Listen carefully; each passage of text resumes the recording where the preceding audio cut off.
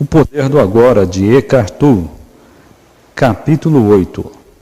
Relacionamentos iluminados. Entre no agora onde quer que você esteja. Sempre pensei que a verdadeira iluminação fosse algo impossível, a não ser através do amor entre um homem e uma mulher. Não é isso que nos faz sentir completos? Como alguém pode ter uma vida plena sem que isso aconteça? A sua experiência pessoal já lhe mostrou que isso é verdade? Já aconteceu isso com você? Ainda não, mas como poderia ser de outro modo? Sei que isso vai acontecer. Em outras palavras, você está esperando por um acontecimento no tempo que venha salvá-lo. Não é esse o erro principal que temos comentado? A salvação não está em lugar nenhum do tempo e do espaço. Está aqui e agora. O que quer dizer a frase, a salvação está aqui e agora? Eu não entendo isso. Nem mesmo sei o que significa salvação. Muitas pessoas buscam prazeres físicos ou formas variadas de gratificação psicológica, porque acreditam que essas coisas trazem felicidade ou as libertam de uma sensação de medo ou de falta de alguma coisa. A felicidade é vista como uma sensação intensa de vivacidade obtida através do prazer físico, ou como uma sensação de um eu interior mais firme, mais completo, obtida através de alguma forma de gratificação psicológica. Essa é uma busca de salvação que tem origem num estado de insatisfação ou de insuficiência de alguma coisa. Invariavelmente, a satisfação conseguida dessa maneira tem curta duração, e assim, a condição de satisfação ou plenitude é geralmente projetada mais uma vez sobre um ponto imaginário, distante do aqui e agora. Quando eu conseguir isso, ou me livrar daquilo, vou estar bem. Essa é uma disposição mental inconsciente que cria a ilusão de salvação no futuro. A verdadeira salvação é satisfação, paz, vida em toda a sua plenitude. É ser quem somos, sentir dentro de nós o bem que não tem opositores, a alegria do ser que não depende de nada que esteja fora de nós. Não é sentida como uma experiência passageira, mas como uma presença permanente. Na linguagem dos que creem em Deus, é conhecer Deus, não como algo externo a nós, mas sim como a nossa essência mais profunda. A verdadeira salvação consiste em conhecermos a nós mesmos como parte inseparável da vida única, livre do tempo e da forma, de onde se origina tudo o que existe. A verdadeira salvação é um estado de liberdade, do medo, do sofrimento, de uma sensação de insuficiência e de falta de alguma coisa, e, portanto, de todos os desejos, necessidades, cobiça e dependência. É libertar-se do pensamento compulsivo, da negatividade e, acima de tudo, do passado e do futuro como uma necessidade psicológica. A nossa mente está dizendo que do jeito que as coisas estão agora, não vamos conseguir chegar lá. Tem de acontecer alguma coisa, ou temos de nos tornar isso ou aquilo. Ela está dizendo, na verdade, que precisamos do tempo, que precisamos encontrar, negociar, fazer, conseguir, adquirir, compreender ou nos tornar alguém antes de nos sentirmos livres e satisfeitos. Vemos o tempo como um meio de salvação, quando, na verdade, ele é o grande obstáculo para a salvação. Imaginamos que não podemos chegar lá a partir do ponto em que estamos ou de quem somos neste momento, porque nós não nos sentimos ainda completos ou bons o bastante. Mas a verdade é que o aqui e agora é o único ponto de partida para poder chegar lá. Chegamos lá ao perceber que já estamos lá. Encontramos Deus no momento em que descobrimos que não precisamos mais procurar Deus. Portanto, não existe apenas um caminho para a salvação. Várias circunstâncias podem ser usadas, não é necessário haver uma em particular. Entretanto, só existe um ponto de acesso, o agora. Não existe salvação longe deste momento. Você está sozinho, sem companhia? Acesse-o agora a partir da sua solidão. Você tem um relacionamento? Acesse-o agora a partir deste relacionamento. Não existe nada que possamos fazer ou obter que nos aproxime mais da salvação do que o momento presente. Não podemos fazer isso no futuro. Ou fazemos agora, ou simplesmente não fazemos. A relação de amor e ódio. A menos que você acesse a frequência consciente da presença, todos os seus relacionamentos, principalmente os mais íntimos, vão apresentar defeitos profundos. Durante um tempo, eles podem dar a impressão de serem perfeitos, como quando estamos apaixonados, mas invariavelmente essa perfeição aparente acaba destruída por discussões, conflitos, insatisfações e até mesmo por violência física e emocional, que passa a acontecer com uma frequência cada vez maior. Parece que a maioria dos relacionamentos amorosos não leva muito tempo para se tornar uma relação de amor e ódio. O amor pode se transformar em agressões furiosas, em sentimentos de hostilidade ou num piscar de olhos em um completo recuo de afeição. Isto é visto como normal. Os relacionamentos então oscilam por um tempo, por alguns meses ou anos, entre as polaridades de amor e ódio, e nos trazem muito prazer e muita dor também. Não é pouco comum que os casais se tornem viciados nesses ciclos. Esse tipo de drama nos faz sentir vivos. Quando o equilíbrio entre as polaridades negativa e positiva é desfeito e os ciclos negativos e destrutivos acontecem com frequência e intensidade crescentes, não demora muito para o relacionamento acabar. Pode parecer que tudo se resolveria se conseguíssemos eliminar os ciclos negativos e destrutivos, permitindo que o relacionamento florescesse sem problemas, mas isso não é possível. As polaridades são mutuamente interdependentes. Não podemos ter uma sem a outra. A positiva já contém dentro de si a negativa, ainda não manifestada. Ambas são, na verdade, aspectos diferentes de um mesmo sistema defeituoso. Estou tratando aqui dos chamados relacionamentos românticos, não do verdadeiro amor, que não possui opositores porque nasce além da mente. O amor como um estado permanente ainda é raro de encontrar, tão raro quanto a consciência nos seres humanos. Entretanto, é possível haver lampejos breves e ilusórios de amor, sempre que existir um espaço no fluxo da mente. O lado negativo de um relacionamento é mais facilmente reconhecido como um defeito ou anormalidade do que o positivo. É muito mais fácil reconhecer a fonte da negatividade no parceiro do que vê-la em nós mesmos. Ela pode se manifestar de várias formas, tais como possessividade, ciúme, controle, ressentimento, insensibilidade e egocentrismos, cobranças emocionais e manipulação, raiva e violência física, necessidade de ter sempre razão, de discutir, criticar, julgar, culpar, agredir, irritar ou se vingar inconscientemente de um sofrimento do passado imposto por um dos pais. Pelo lado positivo, há uma paixão pela outra pessoa. No primeiro momento, esse é um estado altamente gratificante. Sentimos que estamos intensamente vivos. Nossa existência passa a ter um significado porque de repente alguém precisa de nós, nos deseja e nos faz sentir especiais. Além disso, provocamos as mesmas sensações no outro, o que faz com que os dois se sintam completos. O sentimento pode se tornar tão intenso que o resto do mundo perde o significado. Você deve ter percebido que existe uma certa dependência nessa intensidade. Ficamos viciados na outra pessoa que age sobre nós como uma droga. Quando a droga está disponível, nos sentimos muito bem, mas a possibilidade, ainda que remota, de que ela não esteja mais ali, disponível para nós, pode levar ao ciúme, à possessividade, a tentativas de manipulação através de chantagem emocional, culpa ou acusações, o que no fundo é um medo da perda. Se a outra pessoa nos abandonar mesmo, pode fazer nascer a mais intensa hostilidade ou um profundo desespero. Em segundos, a ternura amorosa pode dar lugar à agressão selvagem ou a um desgosto terrível. Onde é que está o amor agora? Será que o amor pode se transformar no seu oposto em segundos? Será que era amor de verdade ou um vício, uma dependência? O vício e a busca da plenitude. Por que nos viciaríamos na outra pessoa? O desejo de ter um relacionamento amoroso é universal, porque as pessoas acreditam que a paixão, o amor, pode libertá-los do medo, da necessidade e do vazio que fazem parte da condição humana, em seu estado de pecado e não iluminação. Existe uma dimensão física e outra psicológica para esse estado.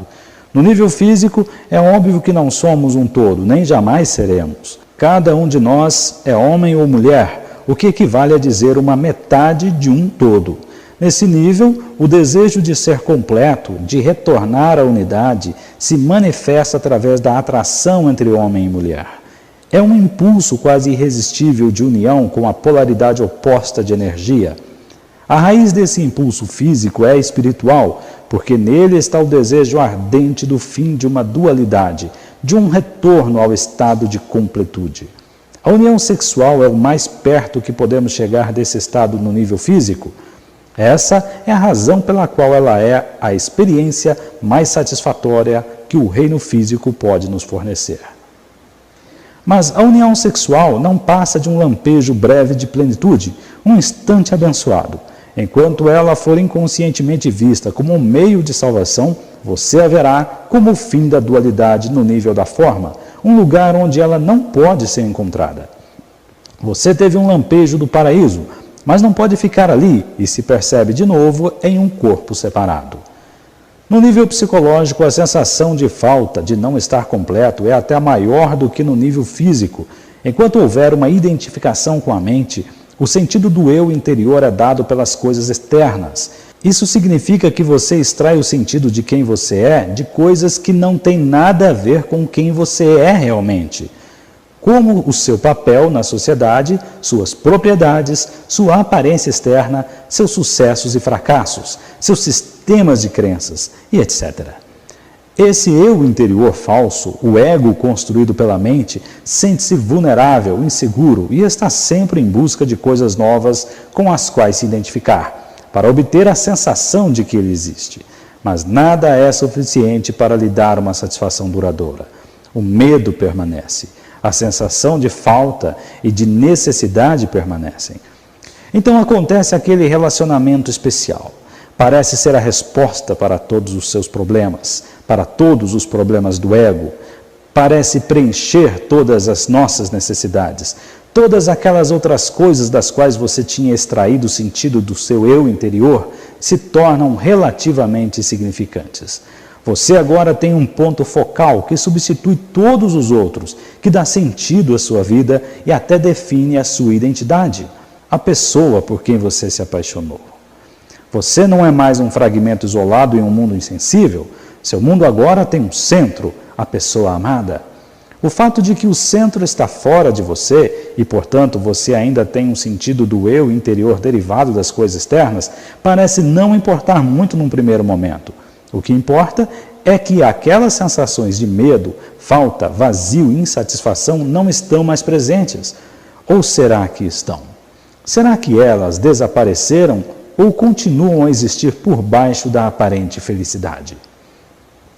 Se em seus relacionamentos você vivenciou tanto o amor quanto o seu oposto, então é provável que você esteja confundindo o apego do ego e a dependência com o amor. Não se pode amar alguém em um momento e atacar essa pessoa no momento seguinte. O verdadeiro amor não tem oposto. Se o seu amor tem o oposto, então não é amor, mas uma grande necessidade do ego de obter um sentido mais profundo e mais completo do eu interior. Uma necessidade que a outra pessoa preenche temporariamente. É uma forma de substituição que o ego encontrou e por um curto período ela parece ser mesmo a salvação. Chega então um momento em que o outro passa a se comportar de um modo que deixa de preencher as nossas necessidades, ou melhor, as necessidades do nosso ego. As sensações de medo, sofrimento e falta que estavam encobertas pelo relacionamento amoroso voltam a aparecer. Como acontece com qualquer vício, ficamos muito bem enquanto a droga está disponível, mas chega um momento em que a droga não funciona mais. Quando essas dolorosas sensações de medo reaparecem, nós as sentimos mais fortes do que antes e passamos a ver o outro como a causa de todas essas sensações. Isso significa que estamos projetando no outro essas sensações, por isso nós o agredimos com toda a violência que é parte do nosso sofrimento. Essa agressão pode despertar o sofrimento do outro, que é induzido a contra-atacar. Nesse ponto, o ego ainda está inconscientemente esperando que a agressão ou a tentativa de manipulação seja suficiente para levar o outro a mudar o comportamento, de forma que possa usá-lo de novo para encobrir seu sofrimento. Todo vício surge de uma recusa inconsciente de encararmos nossos próprios Todo vício começa no sofrimento e termina nele. Qualquer que seja o vício, álcool, comida, drogas legais ou ilegais, ou mesmo uma pessoa, ele é um meio que usamos para encobrir o sofrimento. Essa é a razão por que, passada a euforia inicial, existe tanta infelicidade, tanto sofrimento nos relacionamentos íntimos. Eles não causam o sofrimento e a infelicidade. Eles trazem à superfície o sofrimento e a infelicidade que já estão dentro de nós. Todo vício faz isso. Todo vício chega a um ponto em que já não funciona mais para nós e então sentimos o sofrimento mais forte do que nunca. Essa é uma razão pela qual muitas pessoas estão sempre tentando escapar do momento presente e buscando algum tipo de salvação no futuro. A primeira coisa que devem encontrar, caso focalizem a atenção no agora, é o próprio sofrimento que carregam, e isso é o que mais temem. Se ao menos soubessem como no agora é fácil acessar o poder da presença que dissolve o passado e o sofrimento, se ao menos soubessem como estão perto da própria realidade, como estão perto de Deus. Evitar se relacionar como uma tentativa de evitar o sofrimento também não é a resposta. O sofrimento está lá de qualquer jeito. 3 relacionamentos infelizes em alguns anos têm mais probabilidades de forçar você a acordar do que 3 anos em uma ilha deserta ou trancafiado em seu quarto. Mas se você pudesse colocar uma presença intensa em sua solidão, isso também funcionaria para você. Transformando as relações viciadas em relações iluminadas. Podemos transformar um relacionamento viciado em um relacionamento verdadeiro?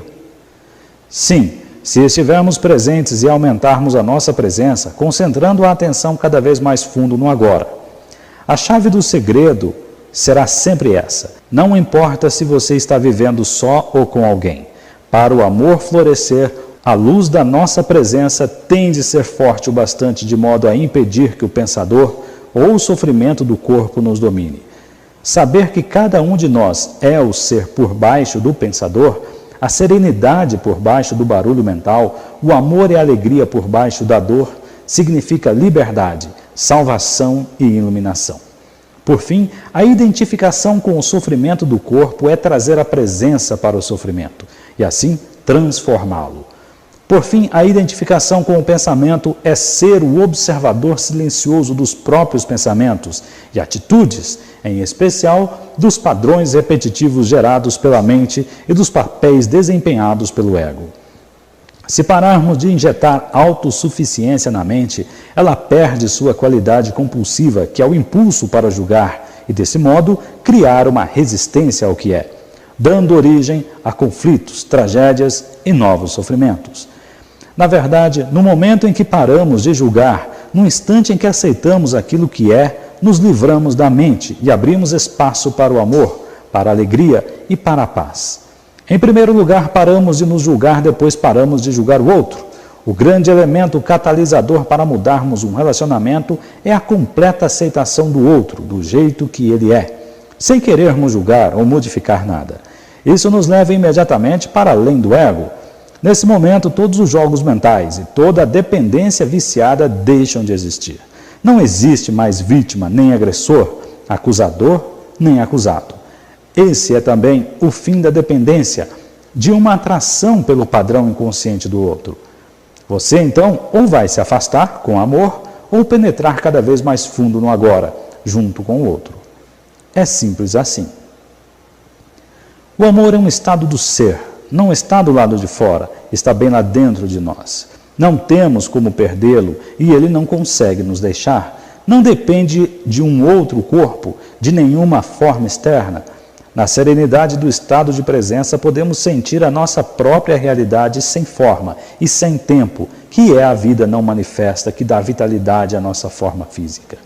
Conseguimos então sentir essa mesma vida lá no fundo de outro ser humano, de cada criatura.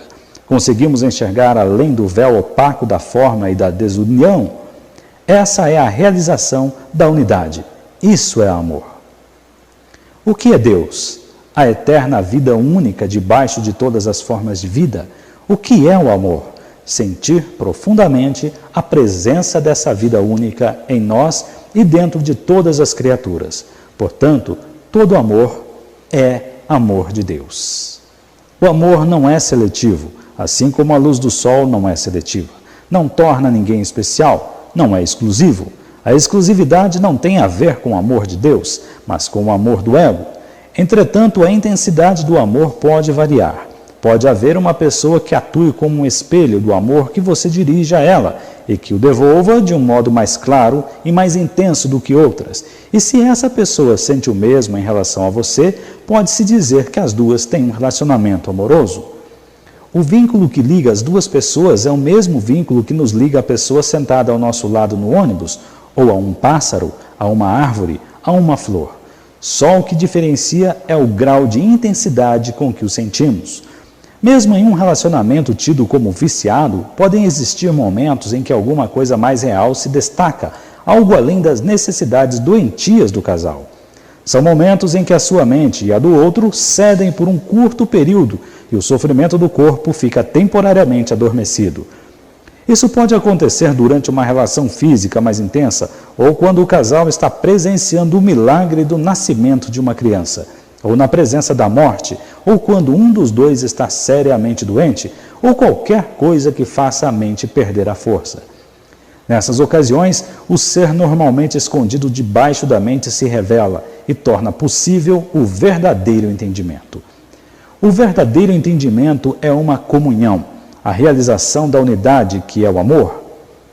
Normalmente, esse entendimento desaparece rapidamente. Tão logo a mente e a identificação da mesma reaparecem, deixamos de ser quem somos e voltamos a brincar e a representar para satisfazer as necessidades do ego.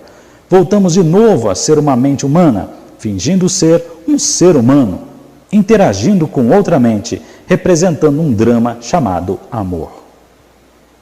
Embora possa haver curtos lampejos, o amor não consegue florescer a menos que estejamos permanentemente livres da identificação com a mente e que a presença seja bastante intensa para dissolver o sofrimento do corpo. Assim, o sofrimento não consegue nos dominar e destruir o amor. Relacionamentos como prática espiritual. Quando a mente e todas as estruturas sociais, políticas e econômicas que ela criou entram no estágio final de colapso, os relacionamentos entre homens e mulheres refletem o profundo estado de crise no qual a humanidade se encontra atualmente. Como os seres humanos têm se identificado cada vez mais com a mente, a maioria dos relacionamentos não tem raízes fincadas no ser. Por isso, se transformam em fonte de sofrimento e passam a ser dominados por problemas e conflitos. Nos dias de hoje, milhões de pessoas vivem só ou criam os filhos sozinhas, por se sentirem incapazes de estabelecer um relacionamento íntimo ou por não desejarem repetir os dramas doentios de relações anteriores. Outras passam de um relacionamento para outro, de um ciclo de prazer e dor para outro, em busca de uma satisfação ilusória, através de uma união com a polaridade de energia oposta. Outros continuam a viver juntas em um relacionamento em que prevalece a negatividade, em nome dos filhos ou da segurança, pela força do hábito, por medo de ficarem sós, por algum outro acordo vantajoso para o casal ou até mesmo pelo vício inconsciente da excitação provocada pelo sofrimento ou drama emocional. Porém, toda crise representa não só perigo, mas também oportunidade. Se os relacionamentos energizam e elevam os padrões da mente egóica e ativam o sofrimento do corpo, como está acontecendo agora, por que não aceitar esse fato em vez de tentar escapar dele? Por que não cooperar com ele em vez de evitar relacionamentos ou continuar a perseguir a ilusão de uma companhia ideal como uma resposta para os problemas ou um meio de encontrar satisfação? A oportunidade escondida dentro de cada crise não se manifesta até que sejam conhecidos e aceitos todos os fatos de qualquer tipo relacionados a uma situação. Enquanto você negá-los, tentar fugir deles ou desejar que as coisas sejam diferentes, a janela da oportunidade não se abre e você permanece preso àquela situação que vai continuar a mesma ou vai se deteriorar mais adiante. O conhecimento e a aceitação dos fatos trazem também um certo grau de distanciamento deles. Por exemplo, quando você sabe que existe desarmonia e retém esse saber, isso significa que surgiu um novo fator através do seu saber e que a desarmonia não poderá se manter inalterada. Quando você sabe que não está em paz, o seu saber cria um espaço de serenidade que envolve a falta de paz em um abraço terno e amoroso e então transforma a falta de paz em paz. No que se refere à transformação interior, não há nada que você possa fazer a respeito. Você não pode transformar a si mesmo e é claro que não pode transformar o seu companheiro ou qualquer outra pessoa. Tudo o que você pode fazer é criar um espaço para a transformação acontecer, para a graça e o amor penetrarem. Portanto, sempre que o seu relacionamento não estiver bom, sempre que fizer aflorar a loucura em você e em seu parceiro, fique feliz. O que estava inconsciente está vindo à luz. É uma chance de salvação. Sustente a cada instante o saber de cada momento, em especial o do seu estado interior.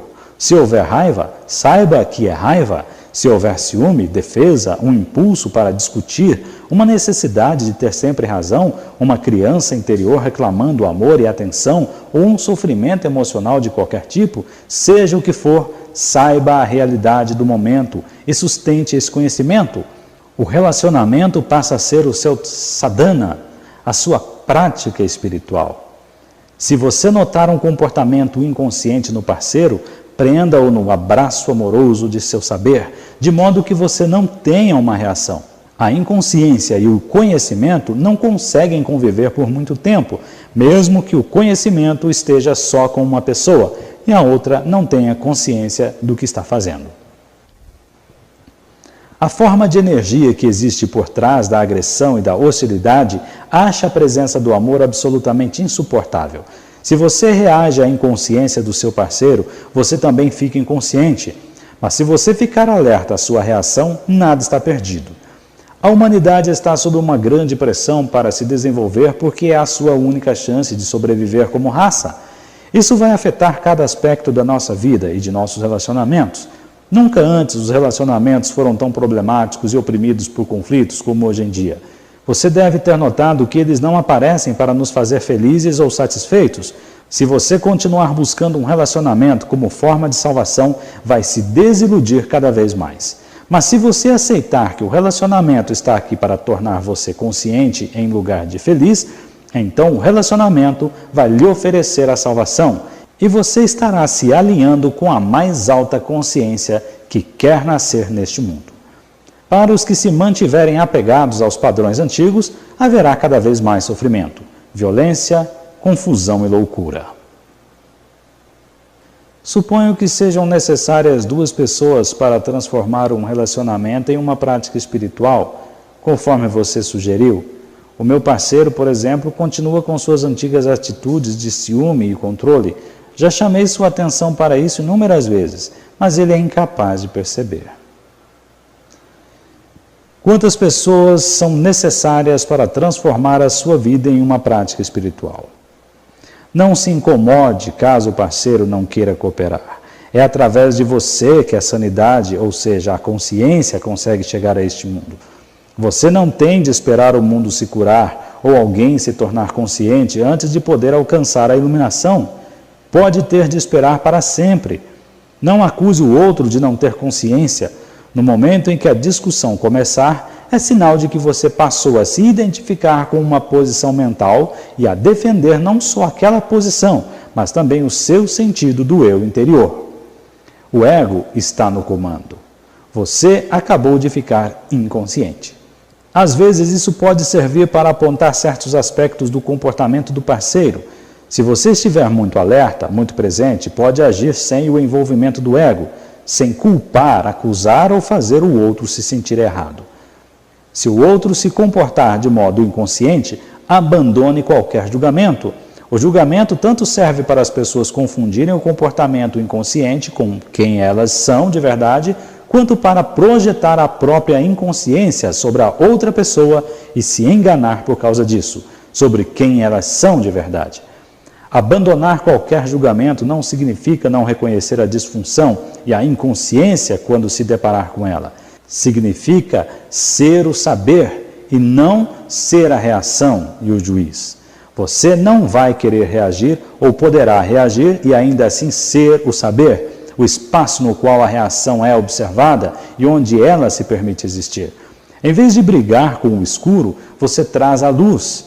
Em vez de reagir a uma desilusão, você vê a desilusão, mas ao mesmo tempo enxerga através dela. Ser o saber cria um espaço nítido de presença amorosa que permite a todas as coisas e pessoas serem como são. Não existe maior catalisador para que a transformação aconteça. Se você adotar essa prática, o outro não conseguirá ficar com você e permanecer inconsciente. Se os dois concordarem em fazer do relacionamento uma prática espiritual do casal, tanto melhor. Podem contar a outros pensamentos e sentimentos tão logo apareçam, ou assim que uma reação desponte, de forma que não haja tempo para surgir um espaço em que uma emoção não dita, ou desconhecida, ou uma queixa possam se agravar e se desenvolver. Aprenda a expressar os seus sentimentos sem culpar ninguém. Aprenda a ouvir o parceiro de um modo aberto, sem reservas. Dê ao parceiro espaço para se expressar. Esteja presente. Acusar, defender, atacar, todos esses padrões destinados a fortalecer ou proteger o ego ou a atender às necessidades dele, irão se tornar supérfluos. Dar espaço aos outros e a si mesmo é fundamental. O amor não consegue florescer sem isso. Quando você tiver removido os dois fatores que destroem os relacionamentos e o seu parceiro tiver feito o mesmo, vocês vão sentir a alegria do desabrochar do relacionamento. Em vez de refletir o sofrimento e a inconsciência, em vez de satisfazer as necessidades mútuas viciadas do ego, vocês vão refletir para o outro o amor que sentem lá no fundo, que surge com a realização da unidade de cada ser com tudo o que existe. Esse é um amor que não tem opositores. Se o seu parceiro continua identificado com a mente e com o sofrimento, mas você já se libertou deles, vai ser um grande desafio. Não para você, mas para ele. Não é fácil conviver com uma pessoa iluminada. Ou melhor, é tão fácil que o ego acha extremamente ameaçador. Lembre-se de que o ego precisa de problemas, disputas e inimigos para se fortalecer, para fortalecer o sentido de separação de onde tira sua identidade.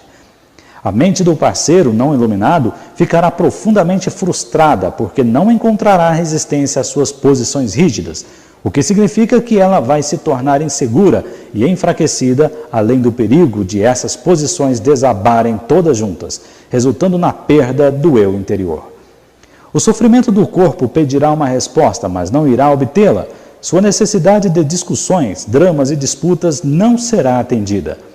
Mas atenção! Algumas pessoas que são fechadas, retraídas, insensíveis ou distanciadas dos sentimentos podem imaginar que são iluminadas e tentar convencer os outros disso. Elas podem sustentar que não existe nada errado com elas e que o erro está no parceiro. Os homens têm mais tendência a agir assim do que as mulheres. Talvez vejam suas mulheres como irracionais ou emocionais demais.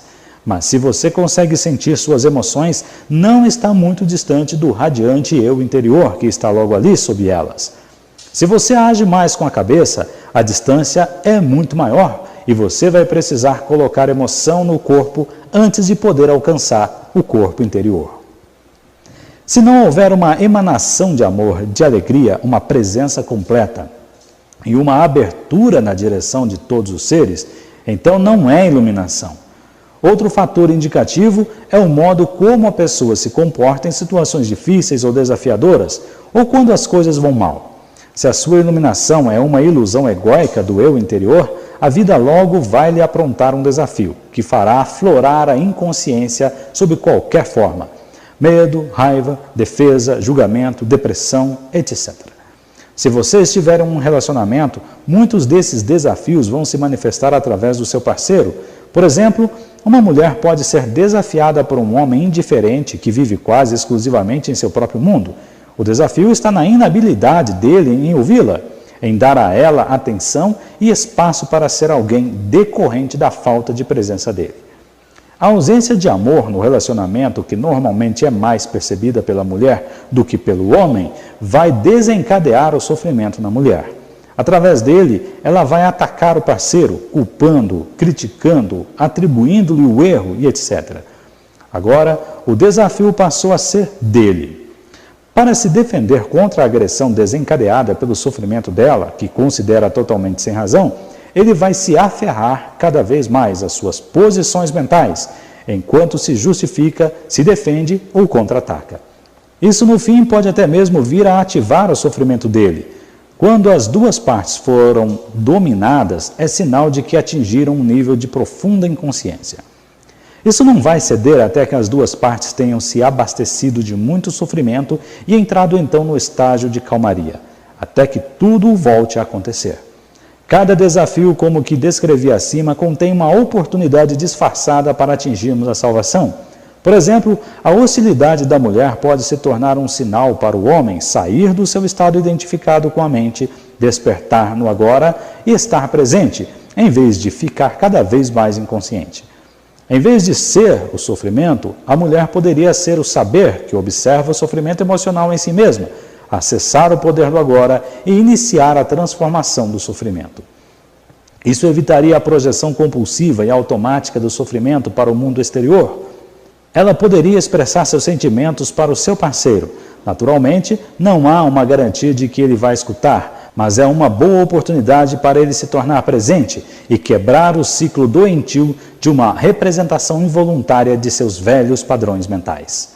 Se a mulher perder essa oportunidade, o homem poderá observar a sua própria reação emocional e mental ao sofrimento dela, a maneira como ele se coloca na defensiva em vez de ser a reação.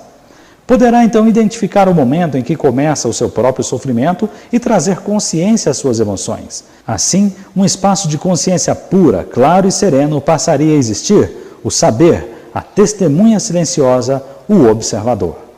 Essa consciência não nega o sofrimento, e mais que isso, está além dele. Permite que o sofrimento aconteça ao mesmo tempo que o transforma. Ela tudo aceita e tudo transforma. A mulher poderia facilmente se juntar a ele nesse espaço, atravessando a porta que acabou de ser aberta.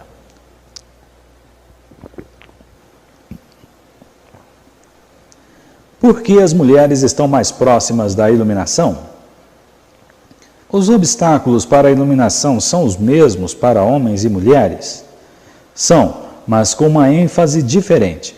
De maneira geral, é mais fácil para uma mulher sentir e estar em seu corpo e, portanto, ela está naturalmente mais próxima do ser e potencialmente mais próxima da iluminação do que o homem.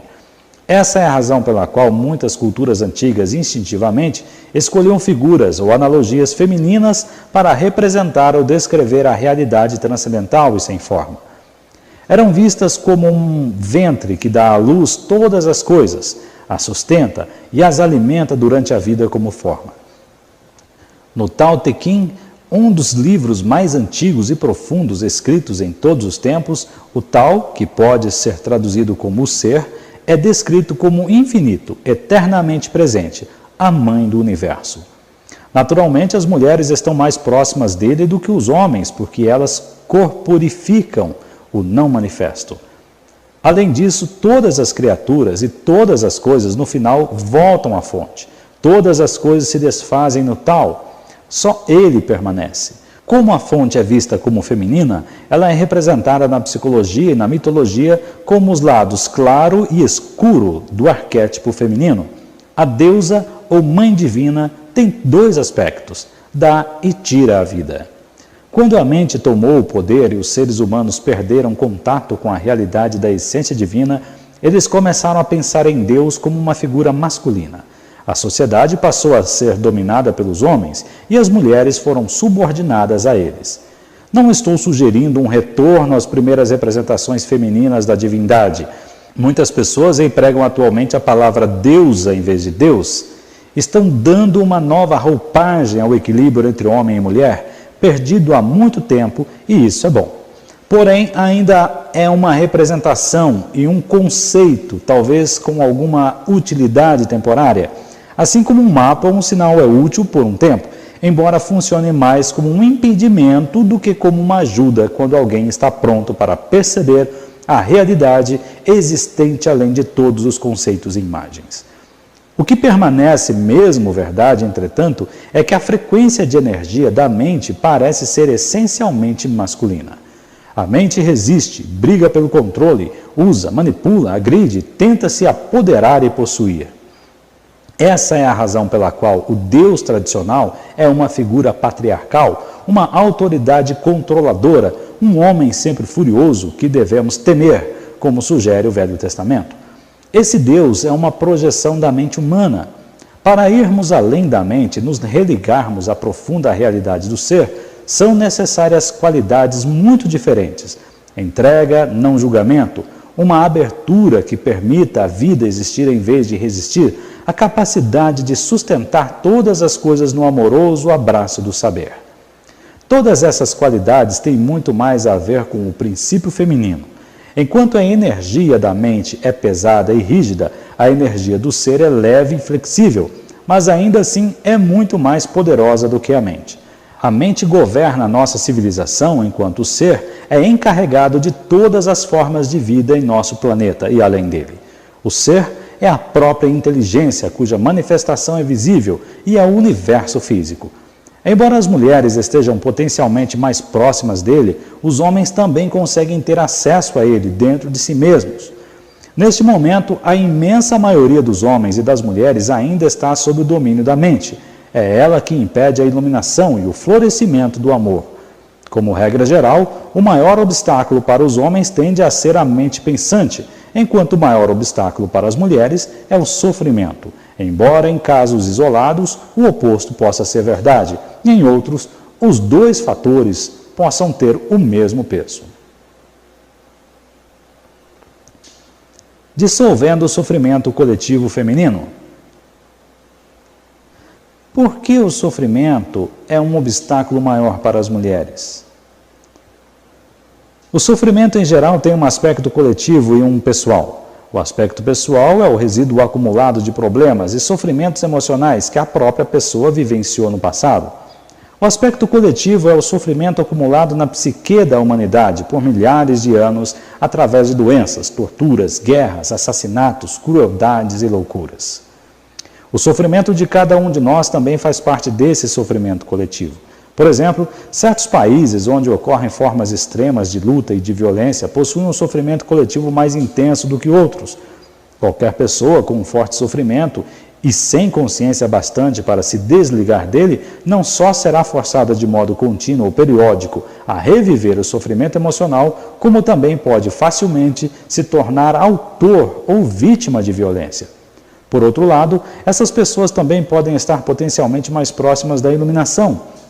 Claro que esse potencial nem sempre se realiza, mas se você tiver um pesadelo, provavelmente terá mais motivos para despertar do que alguém que acabou de ter um sonho comum sobre as dificuldades da vida.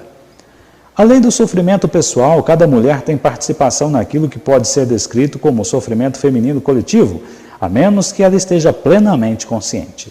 Trata-se do sofrimento acumulado, vivido por cada mulher, em parte pela dominação dos homens sobre as mulheres, pela escravidão, exploração, por estupro, parto, perda dos filhos, e isso durante milhares de anos. O sofrimento físico e emocional que em muitas mulheres precede e coincide com o fluxo menstrual é o sofrimento em seu aspecto coletivo, despertando da sua dormência naquele momento, embora possa ser detonado também em outras ocasiões. Ele restringe o livre fluxo de energia vital através do corpo, da qual a menstruação é uma manifestação física. Vamos nos deter um pouco nesse aspecto e ver como pode se tornar uma oportunidade para a iluminação. Com frequência, a mulher é dominada pelo sofrimento físico e emocional nesse período. Ele tem uma carga energética poderosa que pode facilmente empurrá-la para uma identificação inconsciente com ele. Você é então possuída por um campo de energia que ocupa o seu espaço interior e finge ser você, mas não é você de jeito nenhum. Ele fala através de você, age através de você, pensa através de você. Vai criar situações negativas em sua vida de tal modo que ele possa se alimentar da energia. Já descrevi esse processo. Ele pode ser vicioso e destrutivo. É o sofrimento puro, o sofrimento do passado, e não é você. O número de mulheres que estão se aproximando do estado de consciência plena já ultrapassa o dos homens e vai crescer ainda mais rápido nos próximos anos. O Os homens poderão alcançá-las no final, mas por um tempo considerável haverá uma distância entre a consciência masculina e a feminina. As mulheres estão recuperando a função, que é um direito natural delas, ser uma ponte entre o mundo manifesto e o não manifesto, entre a materialidade e o espírito. A sua tarefa principal agora, como mulher, é transformar o sofrimento de forma que ele não mais se interponha entre você e o seu verdadeiro eu interior. Naturalmente, você também tem de lidar com outro obstáculo à sua iluminação, que é a mente pensante. Mas a presença intensa que você produz quando lida com o sofrimento também vai libertá-la da identificação com a mente. A primeira coisa a lembrar é que enquanto você construir a sua identidade em função do sofrimento, não conseguirá se livrar dele. Enquanto investir uma parte do seu sentido de eu interior no seu sofrimento emocional, você vai resistir ou sabotar inconscientemente cada tentativa de curar o sofrimento. Por quê? Porque você quer se manter inteira e o sofrimento se tornou uma parte essencial de você. Esse é um processo inconsciente e o único caminho para superá-lo é torná-lo consciente. Perceber de repente que você está ou tem estado presa ao sofrimento pode lhe causar um choque. No momento em que perceber isso, você acabou de romper com a ligação.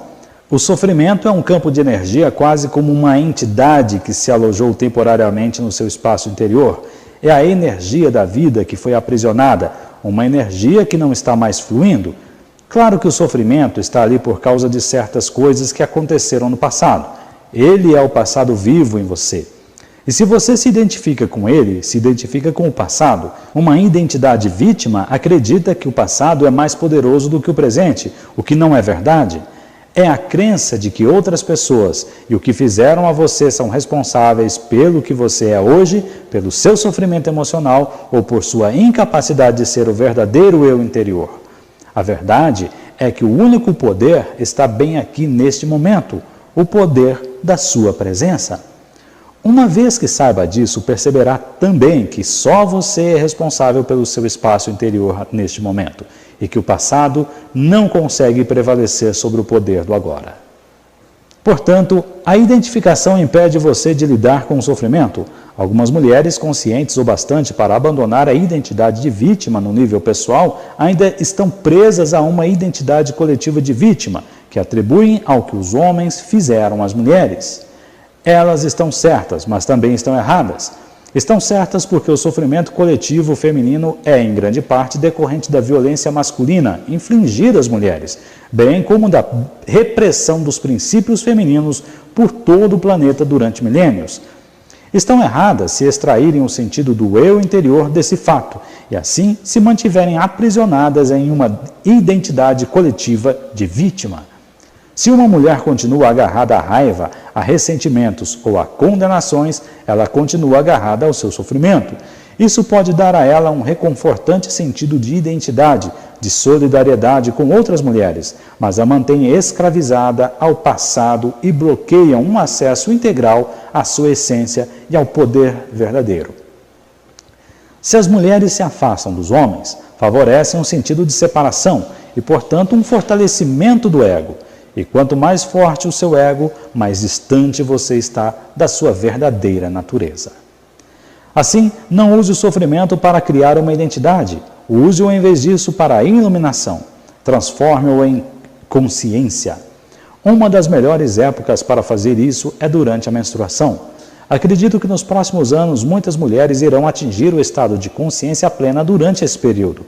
Normalmente, esse é um tempo de inconsciência para muitas mulheres, porque são dominadas pelo sofrimento coletivo feminino. Entretanto, você pode reverter isso uma vez que tenha alcançado um determinado nível de consciência, e assim, em vez de se tornar inconsciente, você fica mais consciente. Já descrevi antes esse processo básico, mas vou apresentá-lo de novo, desta vez com uma referência especial ao sofrimento coletivo feminino. Quando você percebe que o período menstrual está se aproximando, antes mesmo de sentir os primeiros sinais do que é comumente chamado tensão pré-menstrual, o despertar do sofrimento coletivo feminino, mantenha-se muito alerta e ocupe o seu corpo o mais que puder. Quando o primeiro sinal aparecer, você vai precisar estar bastante alerta para agarrá-lo antes que ele domine você. Por exemplo, o primeiro sinal pode ser uma grande súbita irritação ou um lampejo de raiva, ou simplesmente um sintoma físico. Seja lá o que for, agarre-o antes que ele domine o seu pensamento ou o seu comportamento. Isso significa simplesmente colocar o foco da sua atenção sobre ele, saber que se trata do sofrimento e, ao mesmo tempo, ser o conhecedor, o que significa perceber a sua presença consciente e sentir o seu poder. Qualquer emoção cede e se transforma quando colocamos a presença sobre ela. Se for um simples sintoma físico, a atenção que você der a ela vai evitar que se transforme em uma emoção ou em um pensamento. Continue então alerta e espere pelo próximo sinal de sofrimento. Quando ele aparecer, agarre-o de novo, do mesmo jeito que antes. Mais tarde, quando o sofrimento tiver despertado totalmente do seu estado de dormência, você poderá vivenciar uma considerável turbulência em seu espaço interior por uns momentos, talvez até por alguns dias. Qualquer que seja a forma que ele tome, esteja presente. Dê a ele sua atenção completa. Observe a turbulência dentro de você. Perceba que ela está lá. Sustente o conhecimento e seja o conhecedor, ou melhor, a conhecedora. Lembre-se, não permita que o sofrimento use a sua mente e domine o seu pensamento. Observe-o. Sinta a energia de modo direto dentro do seu corpo. Como você já sabe, a atenção completa significa aceitação completa. Através de uma atenção continuada e, portanto, da aceitação, vem a transformação. O sofrimento se transforma em uma consciência radiante, e assim como um pedaço de lenha colocado dentro do fogo se transforma em fogo.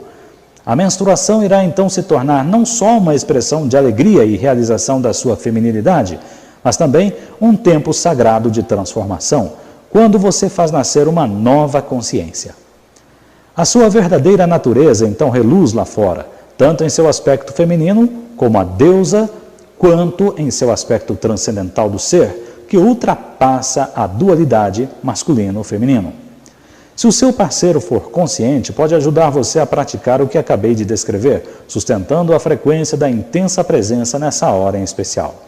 Se ele permanecer presente sempre que você voltar a se identificar inconscientemente com o sofrimento, o que pode e vai acontecer a princípio, você será capaz de se juntar rapidamente a ele no estado de presença. Isso significa que sempre que o sofrimento dominar você, seja durante a menstruação ou em outras ocasiões, o seu parceiro não vai confundi-lo com quem você é. Mesmo que o sofrimento o ataque, como provavelmente acontecerá, ele não vai reagir como se fosse você, nem se retirar ou apresentar algum tipo de defesa. Ele vai sustentar o espaço da sua presença intensa. Nada mais é necessário para a transformação. Outras vezes você será capaz de fazer o mesmo por ele ou de ajudá-lo a recuperar a consciência, retirando-a da mente ao desviar a atenção para o aqui e agora, quando ele ficar identificado com o pensamento. Assim, um campo permanente de energia de alta frequência vai aparecer entre vocês. Nenhuma ilusão, sofrimento, disputa, nada que não seja vocês, nada que não seja amor, pode sobreviver dentro dele. Isso significa a realização do divino, o propósito transpessoal do seu relacionamento. Desistindo do relacionamento consigo mesmo. Quando alguém está plenamente consciente, será que tem necessidade de um relacionamento? Um homem ainda se sentirá atraído por uma mulher se sentirá incompleta sem um homem?